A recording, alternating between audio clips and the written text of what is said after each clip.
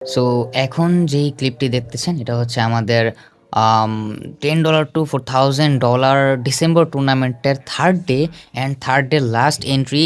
এবং আপনারা দেখতেই পাচ্ছেন এটা হচ্ছে সেই এন্ট্রি যেটা দিয়ে আমরা পূর্ণ করবো back to back 10 sure shot আজকের জন্য।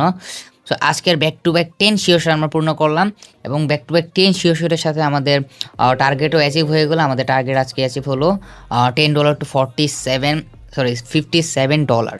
ওকে, সো এই টার্গেট কমপ্লিটের মাধ্যমে আমরা আমাদের থার্ডের টার্গেট অ্যাচিভ করলাম।